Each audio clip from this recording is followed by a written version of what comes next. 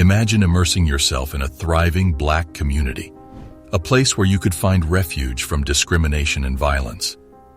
During the era of segregation in the United States, such communities existed, and by 1888, there were at least 200 of them scattered across the country. However, as time passed, these vibrant towns mysteriously disappeared from historical records, leaving many questions unanswered. How is it possible that these towns were deliberately hidden and erased? What can we learn from this dark and troubling part of American history? Let's uncover these intriguing questions in today's video. Seneca Village, the lost oasis in New York City. Let us begin with Seneca Village, a once thriving African-American community that was established in 1825 on the outskirts of New York City. Seneca Village emerged during a time when African-American residents faced legal segregation and discrimination throughout the country. At its zenith, the village covered an impressive area from 82nd Street to 89th Street on Manhattan's Upper West Side, housing approximately 300 Black residents within its borders. The people of Seneca Village cultivated a deep sense of community and worked tirelessly to build a prosperous and thriving neighborhood. In fact, many Black residents became property owners at a rate 5 times higher than the city's average. Seneca Village boasted 3 churches, a school, and various small businesses, including a grocery store, a shoemaker, and a blacksmith. Despite their remarkable achievements, the residents of Seneca Village faced numerous challenges, including discriminatory laws that restricted their freedoms and opportunities.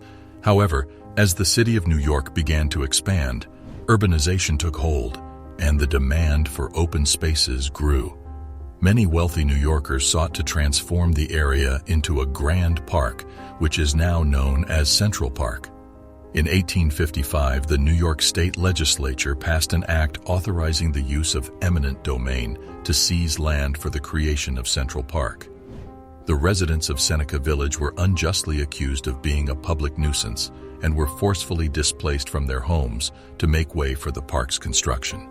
By 1857, the community was disbanded, and its residents were compelled to relocate, primarily to Manhattan's Lower East Side. The erasure of Seneca Village stands as one among numerous examples of systemic racism and forced displacement that Black communities endured throughout American history. The loss of Seneca Village remains a traumatic event for the African-American residents who were uprooted from their homes and businesses. Today, the sole remnant of Seneca Village is a commemorative plaque dedicated in 2001 to the lost village. The story of Seneca Village serves as a stark reminder of the many vibrant Black communities lost due to discrimination and systemic racism in the United States. Khawaja, submerged dreams in Alabama's waters. Moving south to Alabama, we encounter the submerged remains of Khawaja, an African-American community that once thrived on the banks of Lake Martin. Founded in the late 19th century, Khawaja was established by John Benson, a formerly enslaved person who acquired thousands of acres of land in Alabama, which he sold to other African-American families. The community flourished and prospered, boasting its own Black-owned railroad and the Khawaja Academic and Industrial Institute, which provided education and vocational training to African-American students. The school played a pivotal role in preparing generations of African-American students to succeed in a world often hostile to them. However, the college's success was tragically short-lived. The rise of the Ku Klux Klan and the lack of economic opportunities for African Americans in the area led to the community's decline in the 1920s.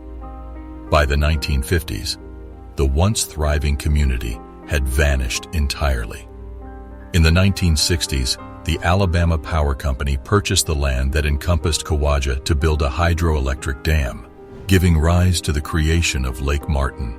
The loss of Khawaja dealt a devastating blow to Alabama's Black community. It stands as one of the mind-boggling examples of how Black communities in America were systematically destroyed and forgotten throughout history.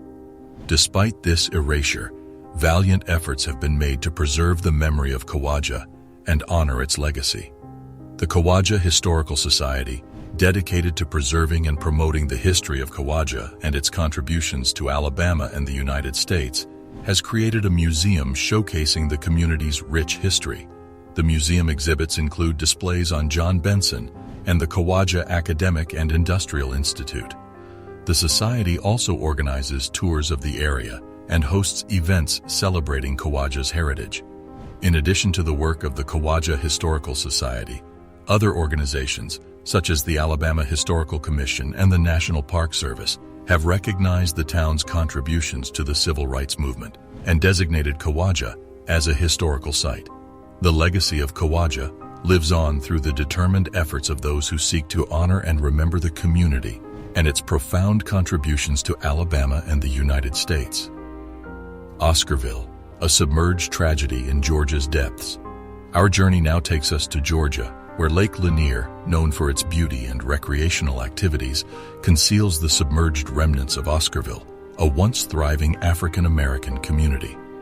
Established during World War II to support shipyard industries, Oscarville rapidly grew to become the second-largest city in Georgia. The influx of workers, predominantly African Americans, in search of job opportunities drove this unprecedented expansion. However, escalating racial tensions marred Oscarville's future, culminating in a series of violent incidents, including lynchings and a campaign of terror conducted by white supremacists. In the 1950s, the construction of the lake submerged the community, displacing over 18,500 families, with more than a third of them being African American. Efforts to preserve the memory of Oscarville and honor the lives lost have been initiated by the Black Student Union at the University of North Georgia, among other organizations.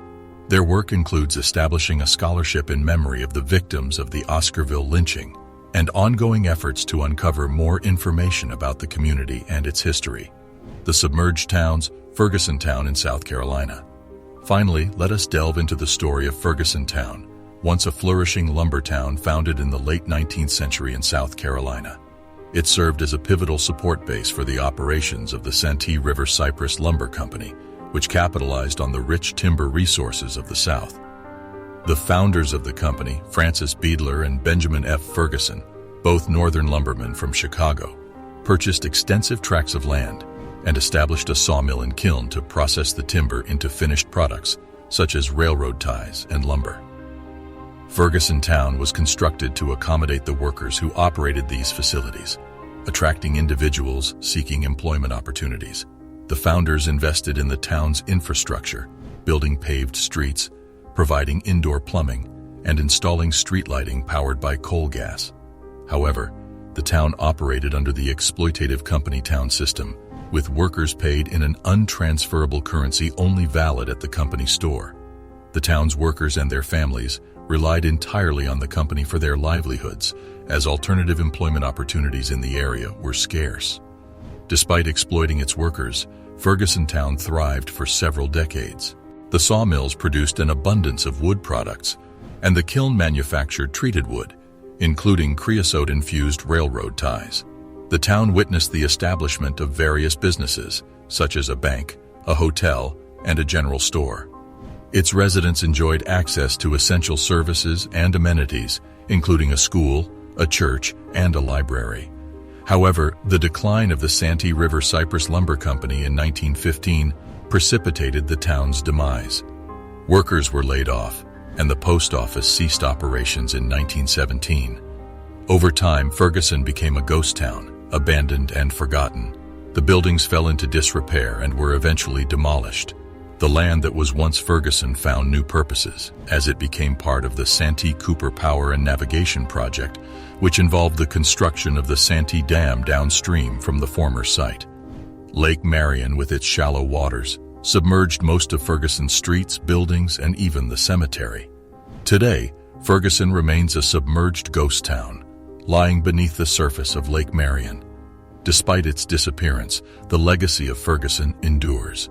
The lumber industry, once the lifeblood of the town, continues to play a vital role in the South's economy, with many companies harvesting timber from the region. The story of Ferguson serves as a reminder of the industry's impact on local communities and the significance of fair labor practices.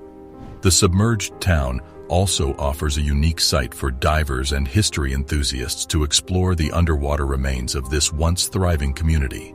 Lake Marion, covering an expansive area of approximately 110,000 acres, has become a popular destination for fishing, boating, and various recreational activities. The lake hosts diverse fish species, including largemouth bass, catfish, and crappie. Visitors can enjoy several campgrounds, picnic areas, and hiking trails, making Lake Marion a sought-after weekend getaway spot. The proximity of the lake to several major cities in South Carolina further enhances its appeal as a recreational destination. These captivating tales from Seneca Village, Khawaja, Oscarville, and Ferguson Town unveil the lost histories of thriving Black communities that were systematically erased or submerged. They shed light on the resilience and strength of these communities in the face of adversity, and they stand as testament to the profound contributions African Americans have made throughout American history. The efforts to preserve and honor their memory provide hope that these stories will be acknowledged, taught, and learned from, fostering a greater understanding of the struggles and achievements of Black communities in the United States. Through awareness and education, we can strive for a more inclusive and just future, ensuring that these hidden histories are never forgotten.